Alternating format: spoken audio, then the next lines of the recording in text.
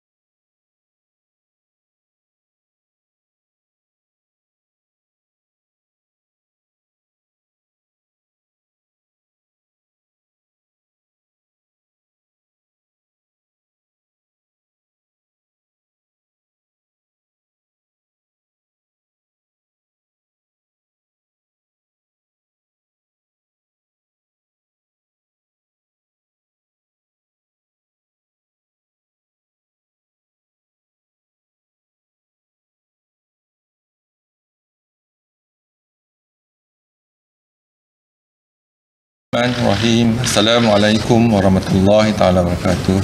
Salam sejahtera dan selamat petang kepada seluruh rakyat Malaysia. Bersama dengan saya petang ni adalah Datuk Dr. Rohaizat, Dr. Nur Hayati Rusli dan juga Datuk Dr. Chong Chi Kiong.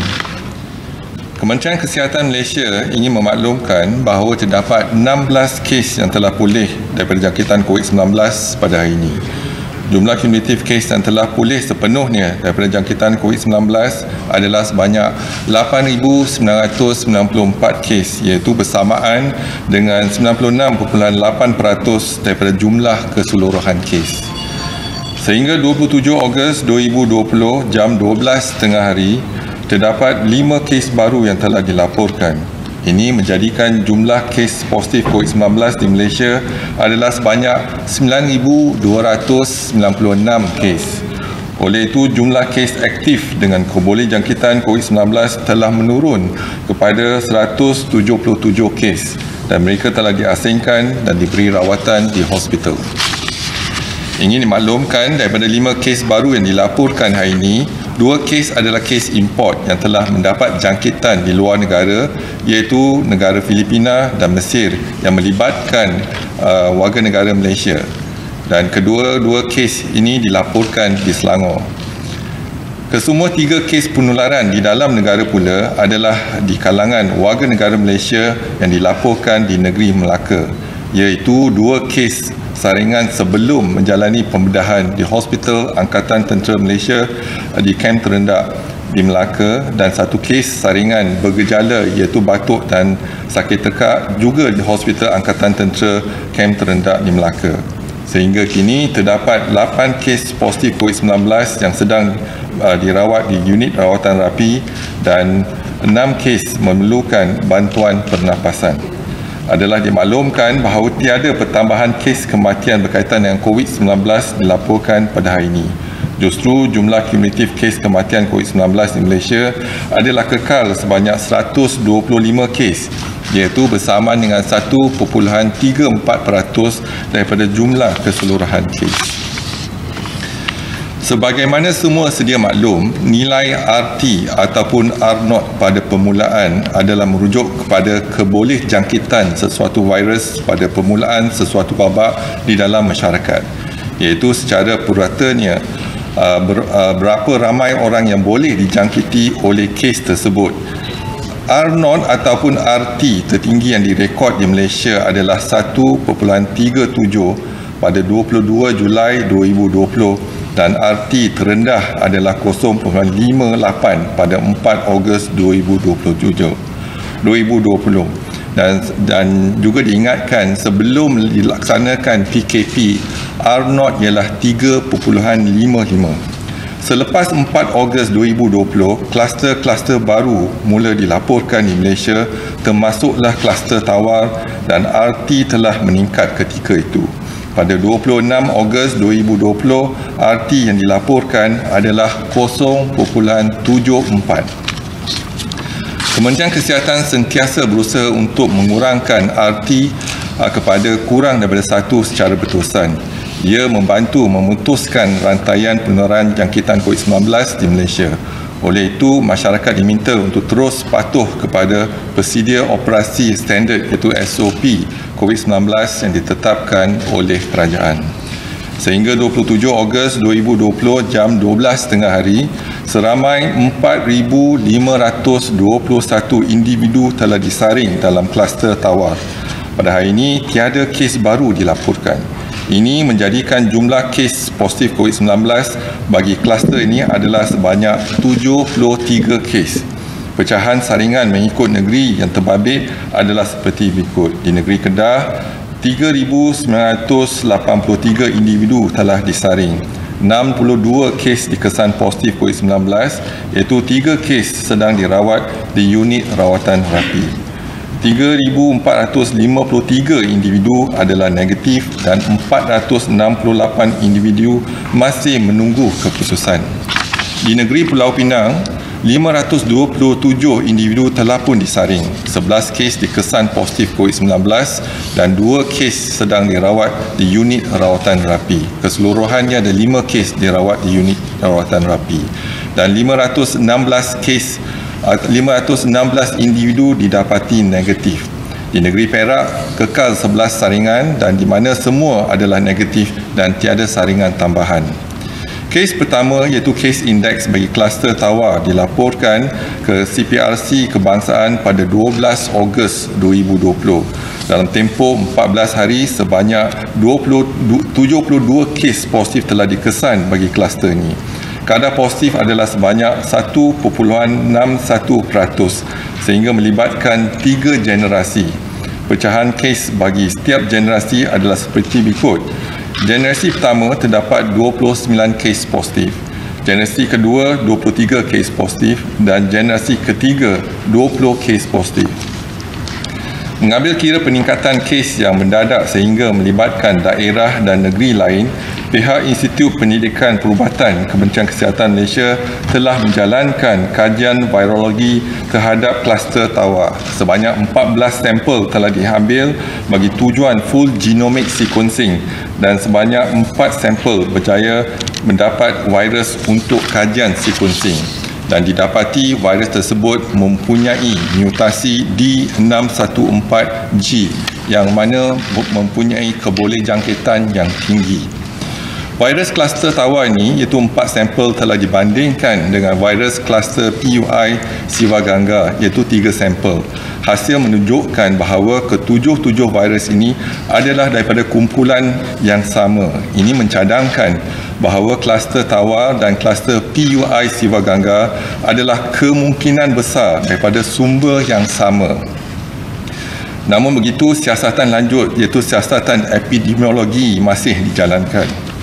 Selain daripada aktiviti kesihatan awam seperti pengesanan aktif kes dan kontak untuk membendung penularan jangkitan COVID-19, penilaian risiko bagi kluster tawar telah dijalankan dan penilaian risiko mendapati yang pertama, taburan kes positif COVID-19 tidak tertumpu hanya di suatu lokaliti.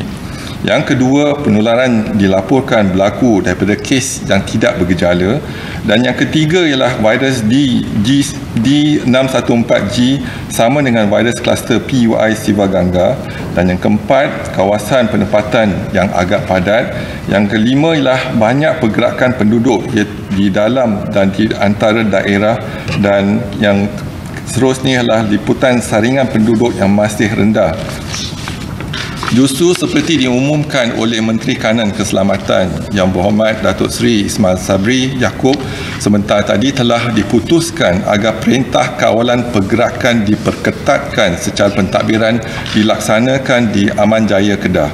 Berkuat kuasa jam 12.01 malam ini iaitu 28 Ogos 2020 sehingga satu tempoh yang akan dimaklumkan. Dan ini melibatkan 3 zon di Aman Jaya iaitu zon Kenanga, zon Mawar dan zon Melo. Perintah kawalan pergerakan diperketatkan merupakan satu tindakan kerajaan bagi membolehkan aktiviti kesihatan awam secara tertumpu dijalankan.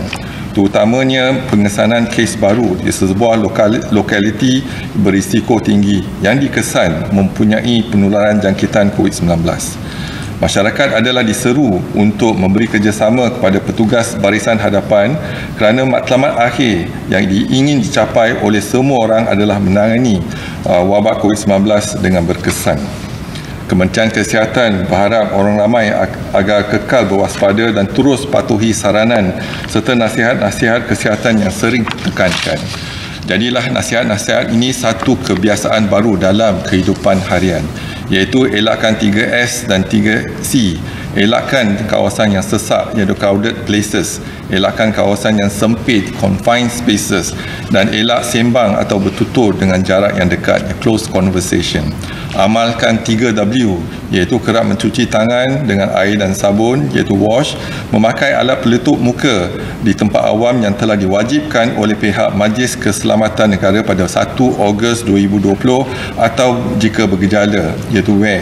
Dan WARN iaitu amaran daripada Kementerian Kesihatan yang lebih berkonsep peringatan seperti elakkan bersalaman dan bersentuhan, amalkan etika batuk dan bersin yang betul, dapatkan rawatan segera jika bergejala, duduk di rumah dan elakkan kunjung mengunjung, dan lakukan aktiviti disinfeksi dan pembersihan di kawasan yang kerap disentuh. Patuhilah kepada SOP sebagai norma baru iaitu syarat-syarat seperti yang ditetapkan di bawah Perintah Kawalan Pergerakan Pemulihan. O ialah orang yang berisiko tinggi seperti kanak-kanak, warga emas dan orang kurang upaya perlu dilindungi. Manakala individu tidak sihat dan bergejala dikehendaki segera mendapatkan rawatan. P ialah penjarakan fizikal diamalkan pada setiap waktu iaitu sekurang-kurangnya 1 meter. Kementerian akan terus memantau perkembangan kejadian jangkitan di dalam negara dan juga luar negara melalui maklumat yang diperolehi daripada Pertubuhan Kesihatan Sedunia. Orang ramai akan sentiasa dimaklumkan sebarang perkembangan terkini dan kementerian akan memastikan langkah pencegahan dan kawalan dilaksanakan secara berterusan. Dimaklumkan laporan saringan COVID-19 di 453 sekolah tahfiz dan madrasah sehingga 27 Ogos 2020. Jumlah pelajar, guru dan kaki tangan yang kenal pasti ialah 24,447 individu. Jumlah sampel diambil setakat ini ialah 20,874 iaitu 85.4%. Jumlah kes positif kekal 733 kes iaitu 3.5%. Jumlah mereka yang bergejala adalah kekal 98 iaitu 13.4%. Dan mereka yang positif dan tidak bergejala kekal 635 kes iaitu 86.6%. Dimaklumkan saringan COVID-19 di 464 pasar di seluruh negara sehingga 27 Ogos 2020. Jumlah peniaga, pekerja dan lain-lain yang diuji dan dikenal pasti ialah 46,749. Jumlah sampel yang diambil dan diuji ialah 36,915 iaitu 79%. Jumlah kes positif setakat ini kekal 287 kes iaitu 0.8%. Dan mereka yang bergejala ialah kekal 38 kes iaitu 13.2%. Mereka yang positif dan tidak bergejala kekal 249 kes iaitu 86.6%. Seterusnya dimaklumkan saringan COVID-19 di 432 pusat jagaan warga emas di seluruh negara sehingga 27 Ogos. Jumlah penghuni, penjaga dan kaki tangan dikenal pasti ialah 18,268 individu. Jumlah sampel diambil dan diuji ialah 16,425 individu iaitu 89.9%. Jumlah kes positif kekal 47 kes iaitu 0.3%. Mereka bergejala kekal 11 kes iaitu 23.4%. Mereka yang positif dan tidak bergejala kekal 36 kes iaitu 76.6%. Seterusnya dimaklumkan laporan jumlah kumulatif rakyat Malaysia dan pemastautin tetap yang pulang dari luar negara dari 3 April hingga 27 Ogos dan didapati positif COVID-19 adalah sejumlah 904 kes, dan iaitu ada pertambahan 2 kes pada hari ini warga negara Malaysia yang pulang daripada Filipina dan Mesir. Dimaklumkan jumlah kumulatif rakyat asing yang disaring dan diuji COVID-19 sehingga 27 Ogos adalah sejumlah 76,424 individu. Jumlah kes yang dikesan positif COVID-19 adalah 2,742 kes iaitu bersamaan dengan 3.59%. Pun begitu, daripada jumlah tersebut 38 kes masih dirawat dan diasingkan di hospital dan tiada kes dirawat di unit rawatan rapi, dan jumlah kes kematian kekal 6 kes bersama dengan 0.22%. Dimaklumkan laporan kluster depo tahanan imigresen sehingga 27 Ogos 2020, kluster depo tahanan imigresen Bukit Jalil kekal 1,662 kes yang disaring.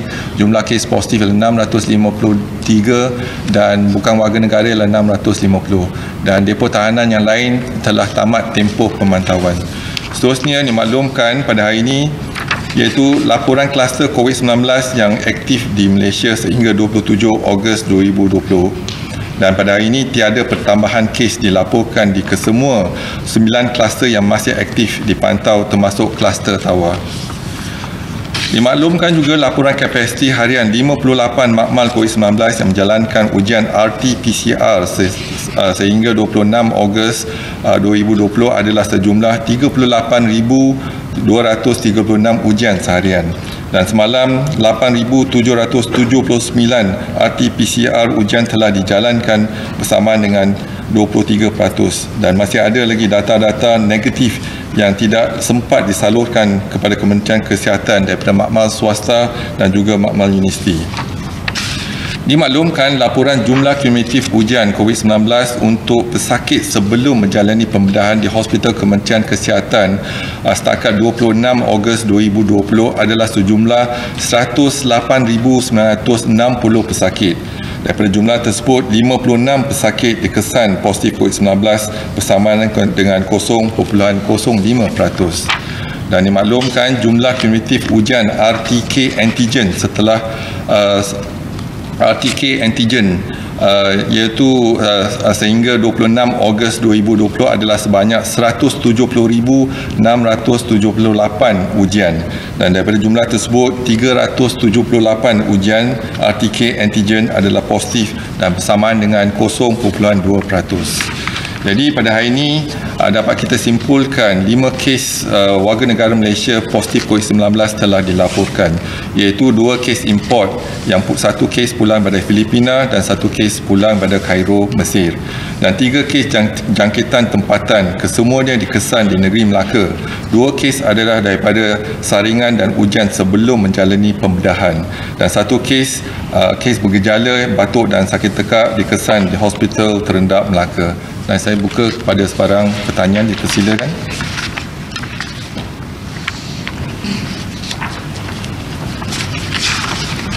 Good evening, Doctor. Just want to check on this. There were 3 cases reported as Hospital Angkatan Tentera Camp. That's right. Is it a new cluster? No, it's not a cluster yet because 2 cases. This is where we do our surveillance. We have 3 groups that we are doing the surveillance. One is the Aili, one is the Sari. They are 2 symptomatic, and the other one is actually asymptomatic. Most of the patients going for surgery. So far, we have screened more than 100,000 patients going for surgery, and we managed to pick up 2 patients. One is cataract surgery and one is hand surgery.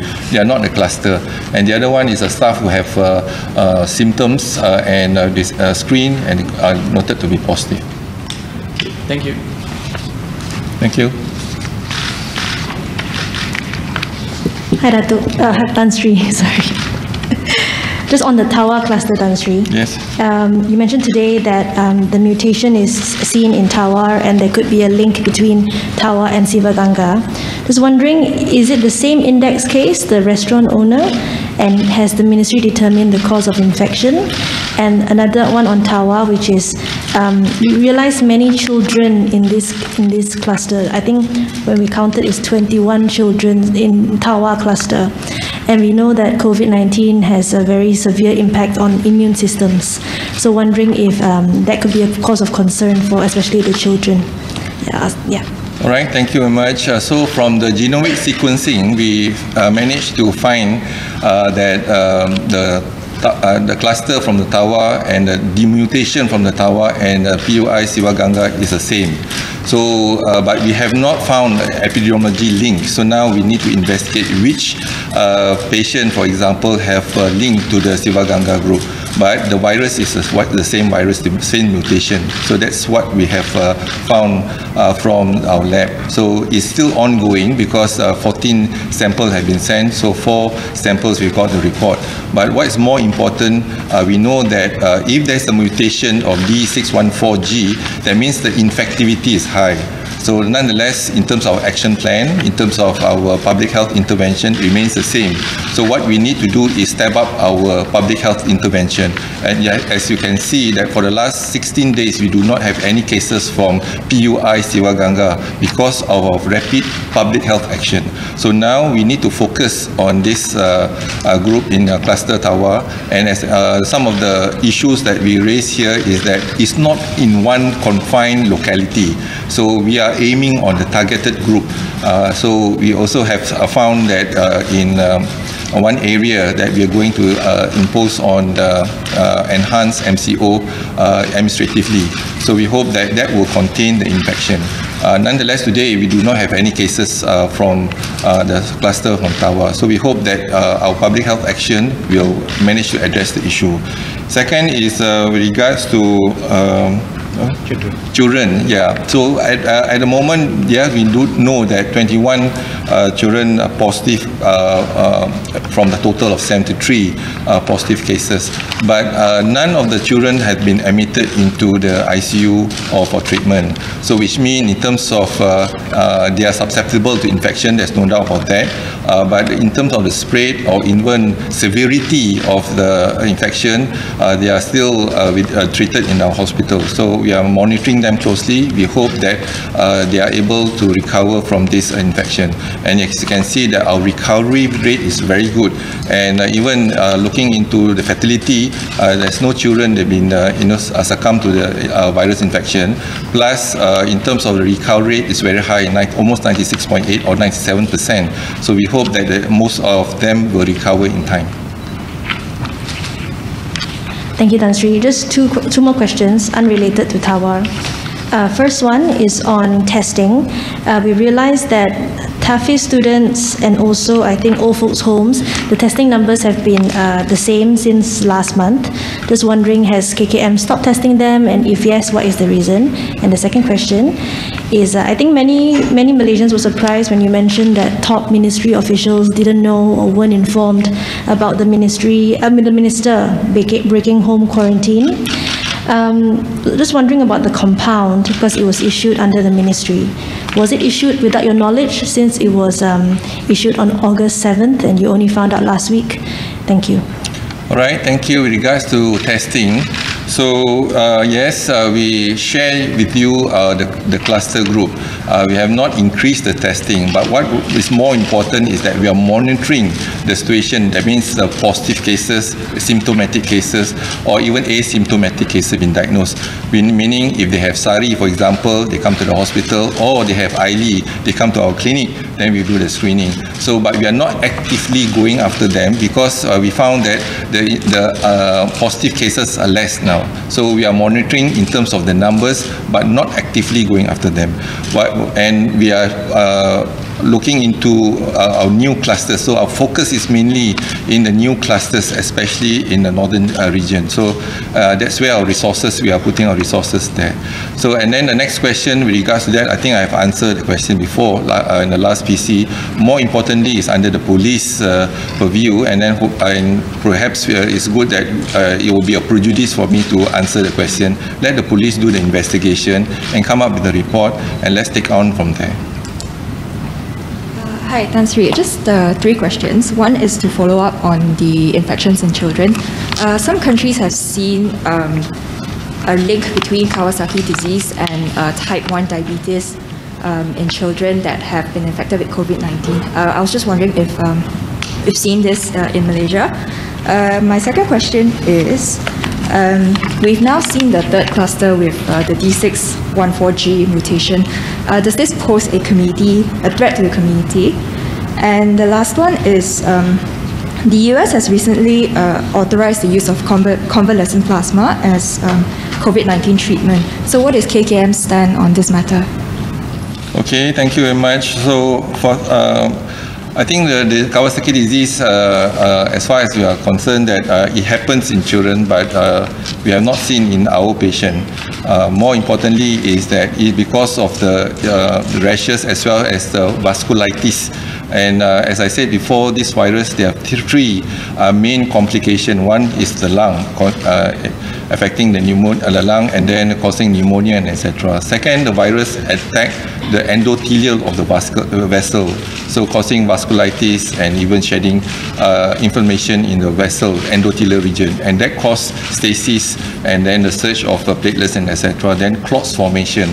So the clots formation has been reported. We have seen in our post-mortem cases as well especially the young, in the 30s and 40s, and you do the post-mortem, the clots formation. We have seen clots formation in the iliac artery, in the renal artery, and even in the mesenteric artery, causing ischemic colitis, renal failure,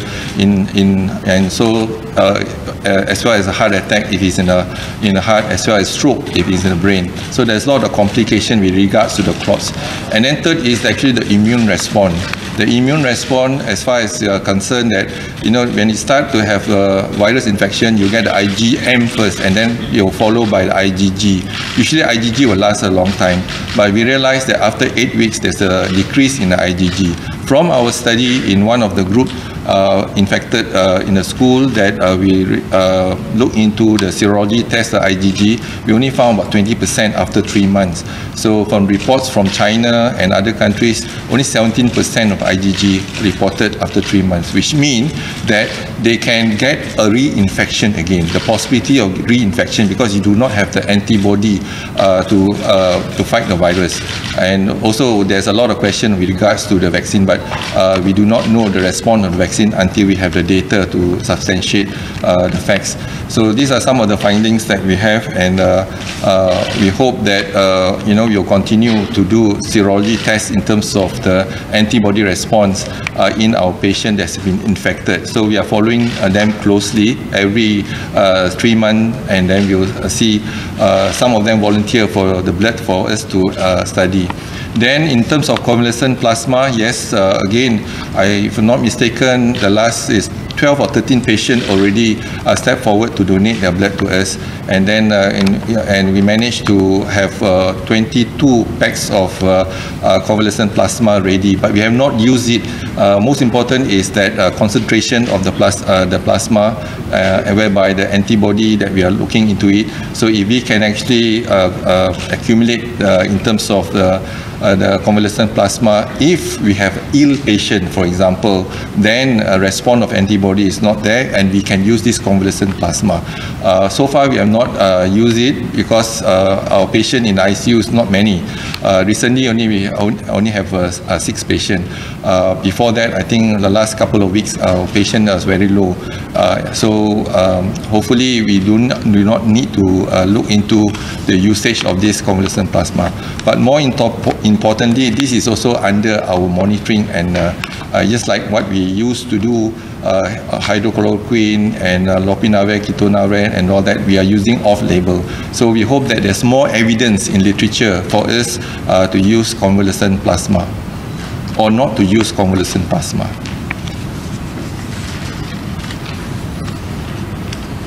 Any other question? Kalau tak ada, saya sekali lagi ingin mengingatkan kepada semua petugas kesihatan Kementerian Kesihatan Malaysia untuk patuh kepada SOP dan amalan dalam fasilitis masing-masing. Contohnya di Mamal ada SOP, di Mamal, di klinik ada SOP klinik, dan di hospital dan ward pun ada SOP masing-masing.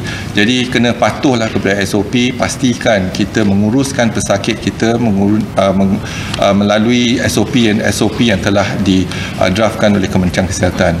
Dan juga saya ingin mengingatkan kepada rakyat Malaysia untuk patuh kepada SOP yang telah diwatakan oleh kerajaan.